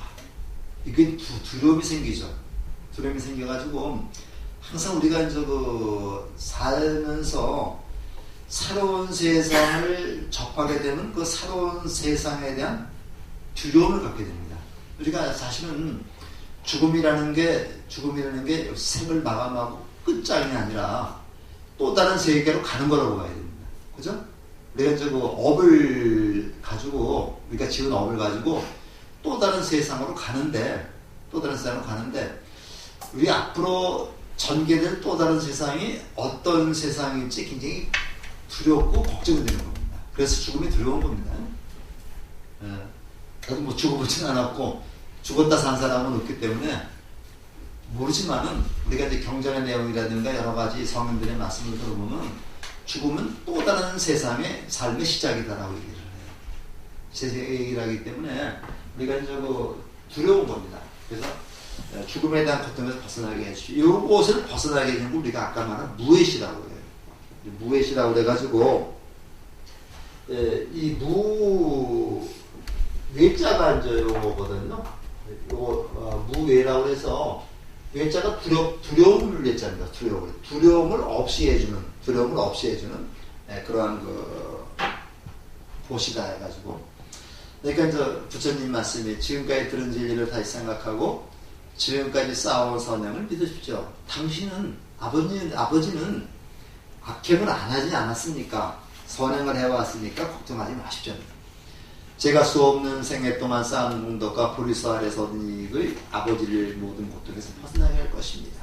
이렇게 이제 말씀을 드려서 마음을 편안하게 해주는 거예요. 그래서 우리가 사람이 죽을 때 이제 우리가 스님이 이제 오셔가지고 손을 꼭 잡고 이제 이렇게 마음을 안정시켜주면 편안하게 이제 우리가 갈 수 있다. 그래서 보통 이제 종교를 믿는 분들이 부자들은 이제 스님을 보고 싶고 하거나, 그 다음에 이제 기독교에서는 뭐 목사님이나 이제 신부님을 갖다가 추천해서 마지막 그 두려움을 없애게 하는 거죠. 마찬가지로 수도다나왕도 이제 부처님을, 아들이지만 이제 부처님을 뵙고서 이렇게 고백하는 겁니다.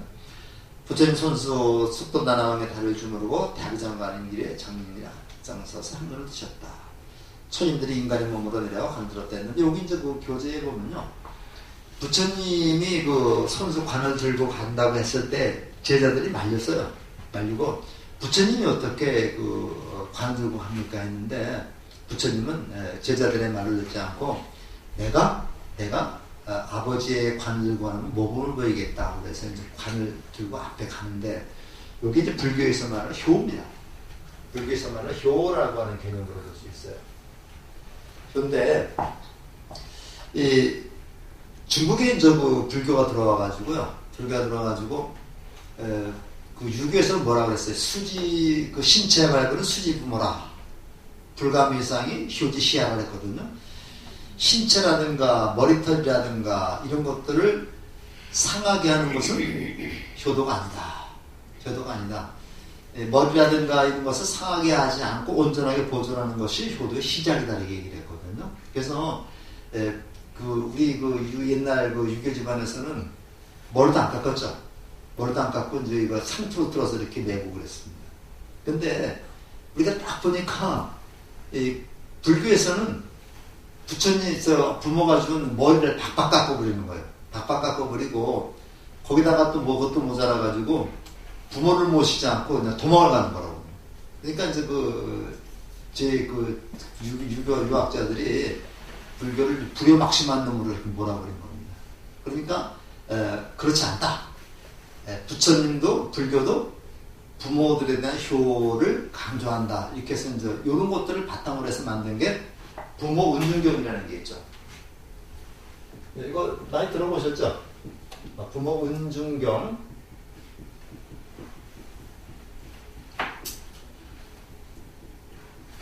이건 이제 부모 은중경인데, 요거는 인도에서는 없는 경전이고요. 요거는 중국 사람들이 만든 이거 위경입니다. 위경. 중국 사람들이 만든 그 경전인데 이런 그 부모은중경도 바로 이러한 부처님의 효 사상을 바탕으로 해서 만들었기 때문에 이것도 우리 불교 경전에 포함시킵니다. 근데 유교에서는 효경이라는 게 있어요. 효경이라는 경전이 있고, 그 다음에 유교, 불교에서는 부모은중경이라는 게 있는데, 유교의 효경은 중심으로 되어 있습니다. 아버지 중심으로 되어 있어가지고, 되어 있고, 부모은중경은 어머니 중심으로 되어 있어요. 그래서 부모은중경 보면은, 어머니가 10달 동안 아기를 뱃속에 서 키우다가, 낳는 그 고통을 갖다가 이제 이렇게 여기까지 나눠서 얘기를 해주고 있죠. 근데 유교에서는 아버지 중심으로 되어 있기 때문에 아버님 날 낳으시고 어머님 날 기르시니 그 이제 송강 선생의 시 얘기 있죠.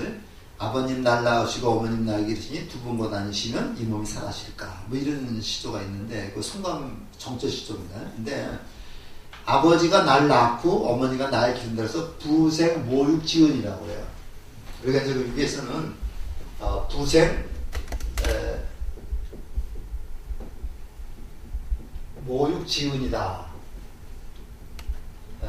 아버지가 낳으시고 어머니가 10달 동안 그 길러서 세상에 태어나게 하신 그 은혜에서 부생 모육 지은이라고 얘기를 합니다.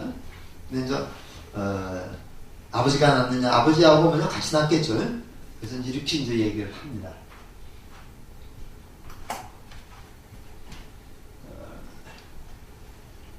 관들었다. 그러니까 남편이 죽으니까 마파자파티라고 하는 왕비가 이제 낙이 없는 거잖아요.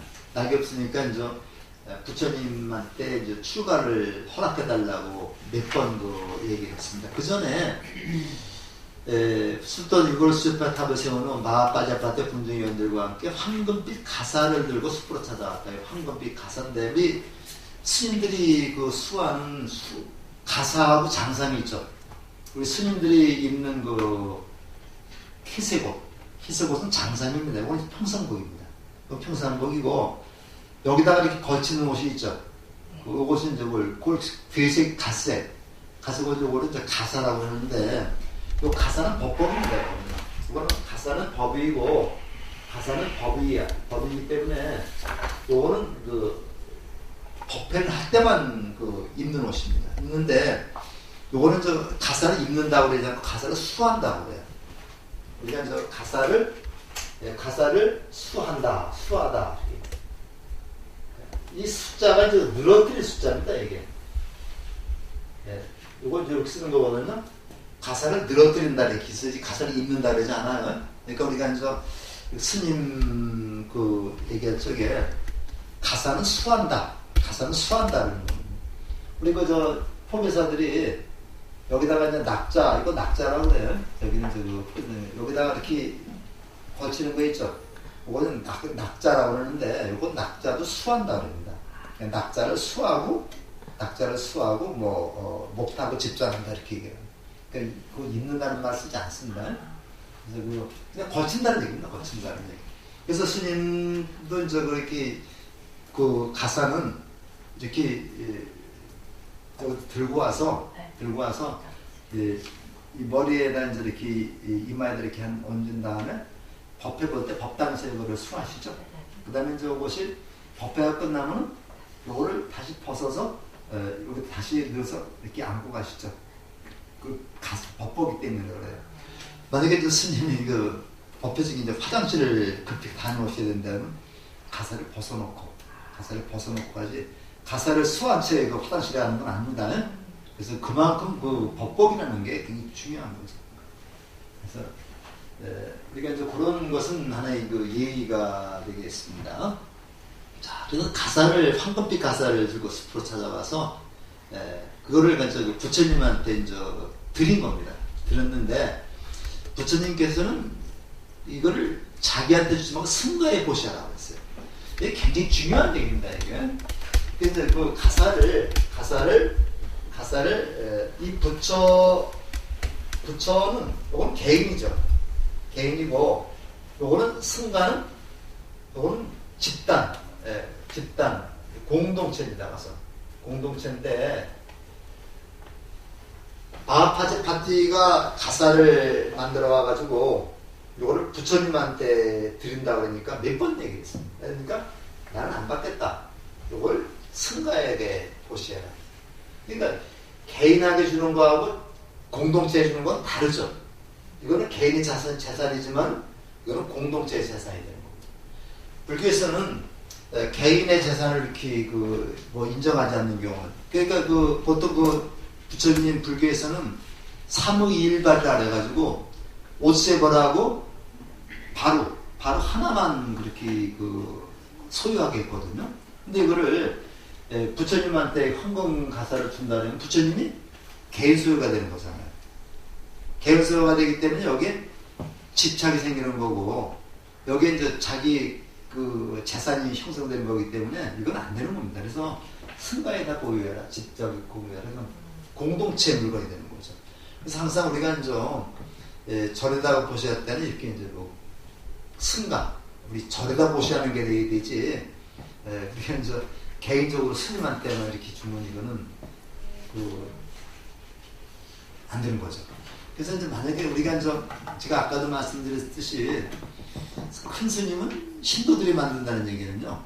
큰 스님 신도들이 가서 이제 이렇게 면담을 할 때 개인적인 그런 거나 면담하고 스님 이거 개인적으로 쓰십시오 이렇게 돈 주는 거 바람직하지 않다는 얘기입니다. 물론 좀 조금씩은 드릴 수 있겠지만은 이거 갖다가 그냥 그 스님 개인적으로 쓰십시오 그런 것보다는 내가 이제 수미정사라고 하는 공동체에다가 이렇게 보시해서 거기서 스님도 사용하고 그 다음에 일반 사용할 수 있고 그렇게 해야 된다는 얘기죠.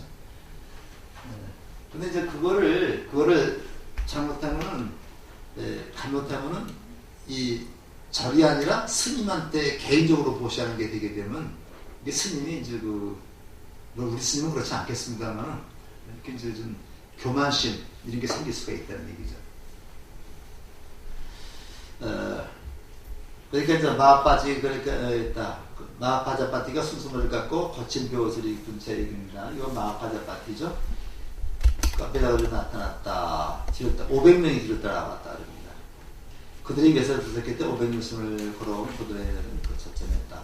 유순이라는 말은 짐 실은 수레가 하루에 걸을 수 있는 거리다 그랬죠. 500명 있으니까 500일을 왔다는 얘기니까 조금 좀 과장도 있겠네요. 자, 그때 이제 안 한다가 한 겁니다. 저 여인들이 교대에 들어 수행사들을 헛게 주소하니까 청하지 말라 하니까 이제 이게입니다. 여자도 수행하면 남자같이 수행 효과가 얻을 수 있습니까? 하니까 물론 얻을 수 있다. 이걸 얻을 수 없다고 그러면 안 되죠. 네, 수다한 얻고 하면은 누가 있습니까? 물론 안 한다. 그러면 첫 번째 기회를 마빠자빠티에게 주십시오. 그러니까 아난의 이러한 청을 듣고 드디어 이제 그 비구니의 출가를 허락하게 되는데, 이거는 인도는 물론 세계 역사상 굉장히 유례가 없는 일입니다. 그래서 요거를 우리가 당시 인도에는 여자가 이렇게 출가한다는 것은 상상을 못했던 일이다. 왜냐하면요, 이제 나중에 말씀드리겠지만 출가라 해서 이제 먼저도 한번 얘기 드린 것 같은데, 나무 밑에서 잠을 자야 되고 거식을 해야 되고, 또는 옷도 이렇게 남들이 내버린 거 빨아서 입어야 된다 그랬죠. 이렇게 되니까 그런 생활을 하기에는 여자들이 굉장히 생태적으로 좀 어려움이 있기 때문에 이거를 갖다가 막은 거라고 그러죠. 허락을 안 한 거라고 봐야 되죠. 그래서 조건부로 허락을 했는데, 그게 팔경법이라는 겁니다.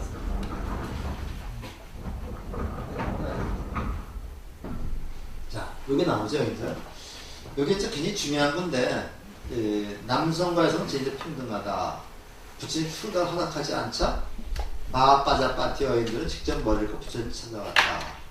그래서 아난의 간청에 의해서 출가를 허락했는데 조건부로 허락을 한 겁니다. 그래서 이걸 팔경법이라고 말하는데, 이게 참 문제가 많아요. 그래서 부처님의 본심은 이게 아니었던 것 같은데, 그래서 여러분들 유인물의 팔경법이라고 여기 지금 적어놨었죠. 이거는 참고만 해주시기 바라는데, 중간쯤 보면 고딕책 쓴 거, 비록 100살을 먹은 비군이라 할지라도 처음에 수계한 연소한 즉 나이가 어린 비구를 보거든 마땅히 일어나서 맞이하고 예배하고 깨끗한 자리를 권하여 앉게 해야 한다. 비군이는 비구를 욕하거나 꾸짖지 말아하며, 또는 비구의 파괴나 파견 또는 파위를 비방하지. 그러니까 비군이는 비구를 비방해서 안 된다는 얘기죠. 그 다음에 비군이는 비구의 죄를 드러나거나 교식을 자백시키지 못해 쭉 나오는데, 그 네 번째 거를 좀 보세요. 식차만화가 계를 배워 마치면 비구로부터 비군이 계를 수행하게 해주고 청해야 된다. 이렇게 쭉 나오는데, 요게 지금 맨 끝에 밑에서 넷째 줄 좀 볼까요? 이 팔경법은 비군이 즉 여자 스님은 남자 젖들을 의지하고 지도와 보호를 받아야 하면서 나타나고 있다. 이 팔경법을 모르고 여자들을 함부로 비군이가 스님이 안 될 것이다. 왜 그랬겠는가? 부처님은 여자가 출가하는 것을 참으로 어렵다는 것을 알기 때문이었다. 그래서 이걸 왜 그렇게 여자 출가를 갖다가 막았느냐면요, 이걸 이렇게 좀 잘 알아둬야 됩니다. 가서. 부처님이 여자는 성불을 할 수 없기 때문에, 부처가 될 수 없기 때문에 출가를 이렇게 반대한 건 아니고요. 가장 중요한 것이 뭐냐면요, 여자 인도에서는 이렇게 방에서 실내에서 이렇게 수행하는 게 아니죠. 바깥에서 수행을 하기 때문에 실제로 인도를 가보면 지금부터 굉장히 치안 상태가 아주 좋지 않습니다. 그래서 치안 상태가 좋지 않다는 얘기는 여자들이 밖으로 함부로 생활하기가 굉장히 어렵다는 얘기죠. 근데 2600년 전에 어떻게 했는가 생각을 한번 해보세요.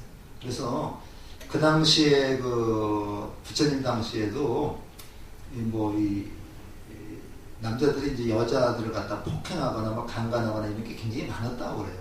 많았고, 그 다음에 여러 가지 바깥에 생활하기 때문에 이 벌레들 같은 것도 굉장히 많죠. 그래서 이런 것 때문에 이제 부처님이 여자들의 출가를 굉장히 막은 것이다. 막았는데 아나니가 이렇게 간청을 하니까 허락을 하되 어떤 조건을 붙였느냐. 남자들이 여자들을 보호할 수 있을 정도로다. 그렇게 얘기를 한 건데, 요거는 팔경법이라는 거는 나중에 아마 그 부처님 당시가 아니라 나중에 비구들이 이거 덧붙인 것으로 특히 보는 축들이 많습니다. 왜냐하면요, 내가 네 번째 읽은 거 있죠. 네 번째 읽는데 식차 만나는 계를 배워 마치면 비구로부터 비구니계를 수계를 청해야 된다 했는데, 식차 만나가 뭐냐면요, 여자들은 저 친해 3인을 출가해가지고 18살이 되면은 18살부터 20살까지를 식차만화라고 해요. 식차만화라고 해가지고 남자들은 그냥 비3인이 해가지고 20살까지가 3인이가 되는데, 여자들은 18까지는 3인이라고 되고 18부터 20살까지 식차만화라고 해서 예비 단계를 거친 다음에 이것이 이제 비군이가 됩니다. 비군이가 되고, 남자들은 20살까지를 3이라고 했다가 이런 단계가 없이 그대로 비구가 돼요. 비구가 되는데, 이때는 식차만화라고 하는 개념이 없었고, 그렇기 때문에 그 다음에 저거 초기 경전에서 암경이나 이게 인지가에서 이런 판경법에 대한 얘기가 나오지 않습니다. 그래서 이건 아마 거의 100% 후세의 저거 비구들이 비구니를 얕잡아서 이렇게 만든 것이 아닌가 그렇게 생각이 되고, 다만 이제 부처님이 왜 비구니의 출가를 반대했느냐, 그거는 여자들을 보호하기 위해서 하는 것이다. 실제로 그 당시에 뭐 강간이라든가 뭐 성폭행 있는 게 굉장히 많았다고 그래요. 굉장히 많았고, 그래서 이제 이렇게 됐는데, 다만 저 부처님께서 비구니 승가를 허락하면서, 비구니 출가를 허락하면서 남자들의 보호를 받도록 했던 것만은 사실인 것 같습니다. 그래서 기원정사 같은 절에도 그냥 남자가 같이 있을 수 없는 거잖아요. 그래서 저 한쪽 조그만 구퉁이에 거처를 마련해 주거나, 아니면 그 뒤에 가면요, 동원정사라고 하는 데가 있어요. 동원정사라고 해가지고 거기에서 그 비구니 스님이 처음 출가했다는데, 그 동원정사 같은 그런 절에서는 여기는 그 비구니들만 수행했던 곳이라고 얘기하는데, 비구니들만 수행했다 하더라도 무슨 일이 벌어질지 모르니까 그 주위에서 이제 비구들이 그걸 갖다 보살폈다는 그런 식으로 보면 되겠습니다. 그런데 이런 부처님의 뜻이 이런데, 그 다음부터는 저희 팔경법을 내세워가지고 비구 스님들이 비구니 스님들을 아주 그냥 굉장히 아주 폄하하고 있는 그런 게 많아요. 지금 우리나라 스님들 숫자가 오히려 지금 비구니 숫자가 많다고 그래요. 비구니 숫자가 많고, 비구니 스님들이 더 정법 활동도 더 잘하고, 비구니 스님 절에 가면 깨끗하고, 비구니 스님들은 이렇게 마성도 안 부려요.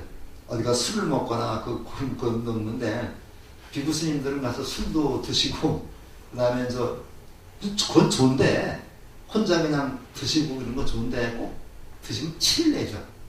티를 내서 사고를 낸다거나, 좀 이렇기 때문에 이제 문제가 되는데, 술 먹고 고기 먹는 거 잘못된 건 없는데, 술 먹고 고기 먹고 문제를 일으킨단 말이에요. 근데 비구니는 그런 것도 없잖아요. 근데 이런 팔경법이 얽매여가지고 거의 총무원의 소임을 전부 다 비구 스님들이 독차지하고 있다.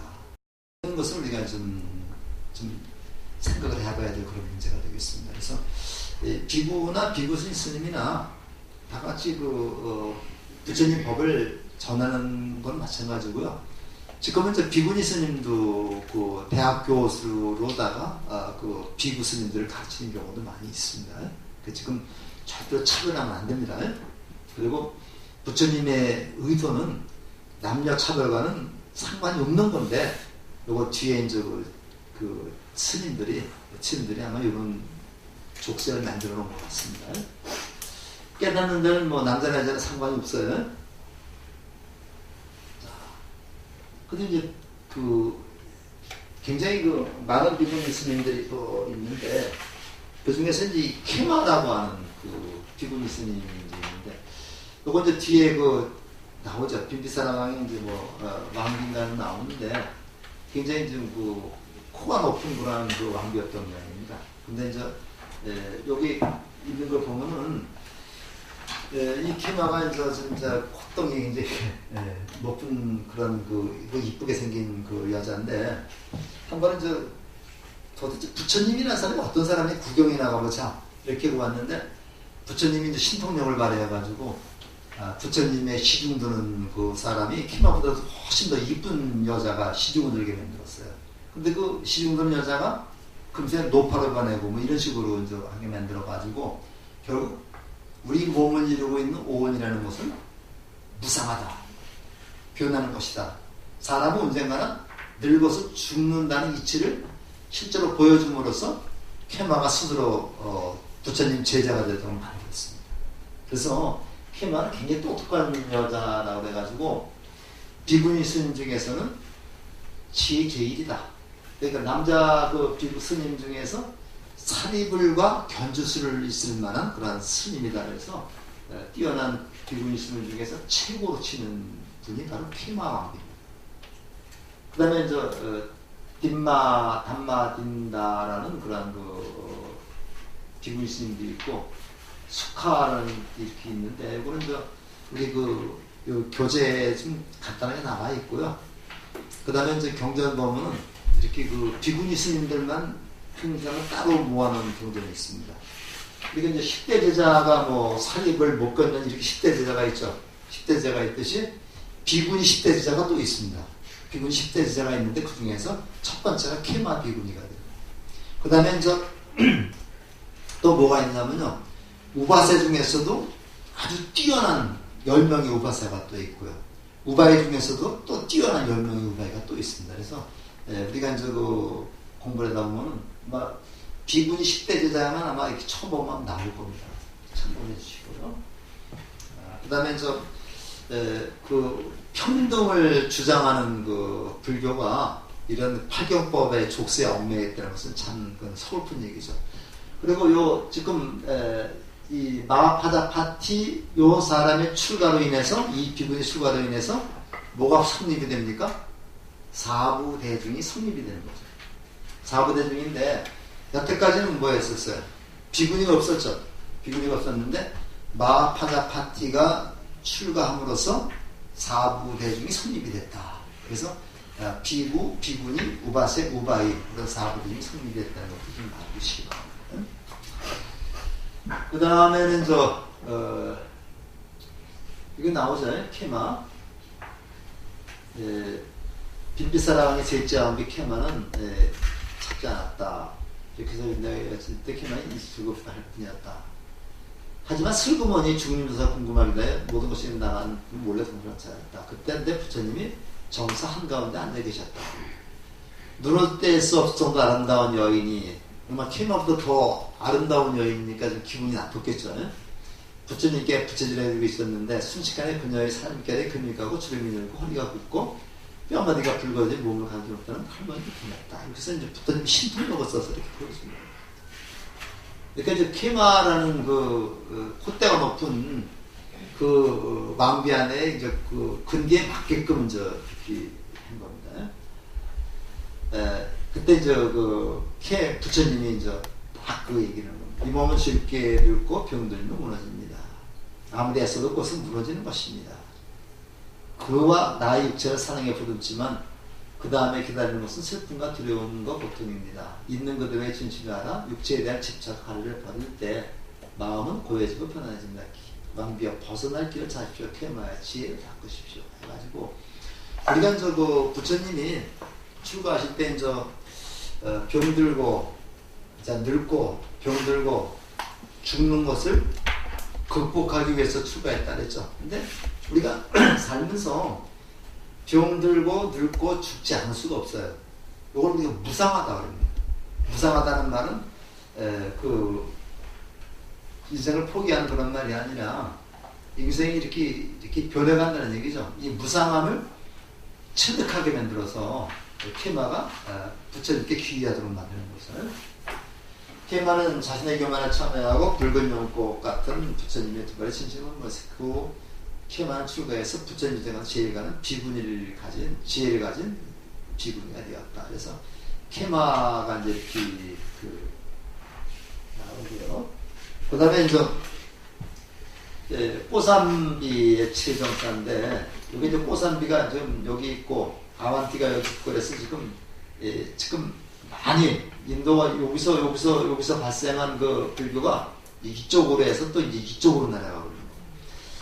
꼬삼비의 거사인 꼬사카 후그다 빠와리카는 사와절차다 보름동안 부처님 설도 듣고 꼬삼비 세계의 정사를 지었는데 꼬삼비는 강가강 중류 유지자 도시국가이자 바람문의 선주장하고 있었다. 이게 새로운 신도시가 되는 거죠.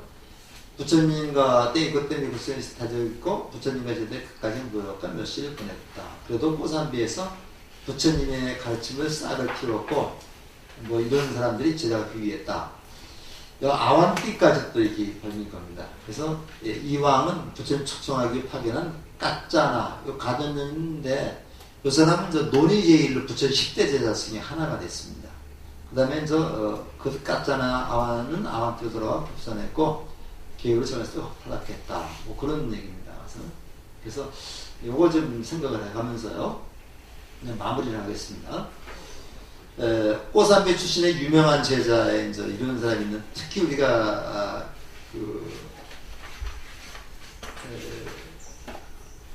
그거 좀 잘 좀 기억을 해서 이런 분들이 있었다. 특히 바라바자는 18란 중에 한 사람이라서 이런 얘기고요. 그 다음에 나오는 거 보시면 굉장히 중요한 그 인물인데요. 아완띠 저쪽에 있었죠. 도래전이면서 까짜나 그래서 이제 가전년이라 해가지고 10대 제자에 대해서 논의는 제일인 그 제자가 여기 이제 나옵니다. 그 제자가 되고 부르나라고 해가지고 이제 설법제에 대해서 우리가 보통 그 정법을 할 때 그 포교를 할 때 이 부르나 존자 얘기를 많이 하는데 부르나 존자는 자기 목숨까지 버리면서 이제 불법을 전도한 그런. 그 다음에 이제 지역특성원도래에서 계율 적용을 하락하셨다 했는데 3, 4, 2중으로 부족계를 받을 수 있게끔 그렇게 조처를 했다 했는데 우리가 이제 계율을 받을 때 우리는 그 절의 규모가 뭐 크지 않기 때문에 이제 우리 그 학장 스님이 이제 혼자서 이렇게 계율을 주고 바라지 한 번만 있었는데 사실은 스님들이 구족계를 받거나 하는 데서는 3, 4, 7증이라 해가지고요. 세 분의 큰 스님이 있고 그 다음에 또 그것을 증명할 수 있는 7분의 스님, 모두 10분의 스님이 있어야지만 계를 받을 수 있는 겁니다. 그래서 첫 번째 그 계를 전해주는 분을 우리가 수계 아살이라고 그래요. 수계 화상이라고 해가지고 조금만 요구를 먼저 끝나겠습니다.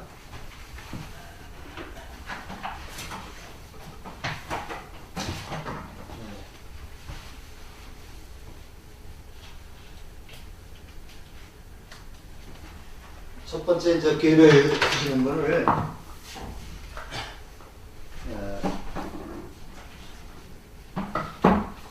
이제 수계 화상이라는데 계 화상이라는데 수계 화상. 그래서 그 화상을 우리가 이제 아살이라고 그래요. 아살이라고 그래가지고 아살이라고 하는 말은 이제 우리에게 이제 기회를 주는 그 스승, 화상, 스승을 우리가 이제 아살이라고 하는. 우리 아사리판이라는 게 있죠. 아사리판도 뭐 여기서 나왔는지 모르겠습니다만은 이런 분은 우리가 기회를 주는 가장 중요한 분은 수계 아살이라고 그러고요. 그 다음에는 이제 갈마 아살이라는 게 있습니다. 갈마사라고 합니다. 갈마 화상이라고 해가지고 보통 이제 갈마 아살이라고 그러는데 이 갈마라는 말은 수계 절차를 이끌어 주시는 분을 우리 갈마 아살이라고 그래요. 세 번째는 이제 우리가 교수 아살이라고 그랬는데